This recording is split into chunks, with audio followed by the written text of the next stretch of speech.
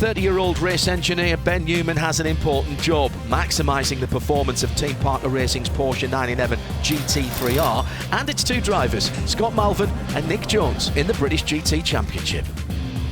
I'm a race engineer and performance engineer, really. So my role is to help the car and the driver sort of extract the performance from them. A lot of what we do is pro-am racing, so during testing, we evolve the setups. We would send the professional driver out first, get them to what we call a datum or a reference lap, send an amateur out, and as soon as they've done their lap time, we pull them in, we go through the log data, we go through the video, and we obviously choose the 3 biggest time losses on a lap, or it might be a common technique that applies everywhere. It depends what the issue is. When the racing comes itself, we get lots of live timing information from the circuit, and then we also have live telemetry. The cars use a SIM card like you'd have in your mobile phone. The cars transmit data up to the cloud, and then we extract it in the pits via our computer network, and that's where you'll find me throughout a race weekend. Once the race is going, it's more about reliability monitoring and helping the driver.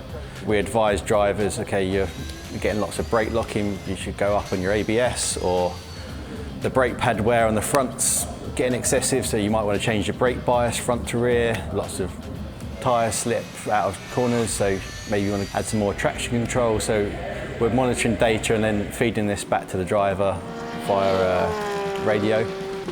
This is an example of some log data from the car. It contains anything a driver can influence whilst they're on track. So they have engine power switches, they have traction control switches, anti-lock braking systems, anything they can fine-tune whilst they're on track. And then we have all the sensors that are related to their inputs. So what engine speed they're running, what gear they've selected, their actual speed on the track, their brake pressure, their steering angle and their throttle. Down here as well we have wheel speeds for each of the corners. If they've got lots of traction issues, they're doing big slides, we can see the driven wheels will be faster than the undriven wheels. We're monitoring the performance of not only our car but the other cars, and then making strategy calls of when's the best time to pit and do our compulsory driver changes. It's constantly watching what's going on around you, but trying to leave the driver to it as much as we can and only disturbing their rhythm when there's necessary information to pass on. There's no one magic formula that says you should have been able to go through this corner at this speed, because there's so many variables that are constantly changing. But what we can do is look at trends. The hard bit is trying to compute some complex maths and translate it into layman's terms. Almost perfect, just slightly too early in the throttle pickup.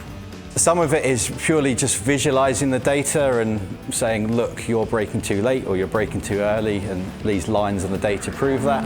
That finer detail can all of a sudden end up in huge chunks of time relatively on the tracks. Part of the reason I like endurance racing as an engineer is you can change these races based on your decisions. We can change the event live, which is one of the stresses, but also one of the enjoyable parts of endurance racing.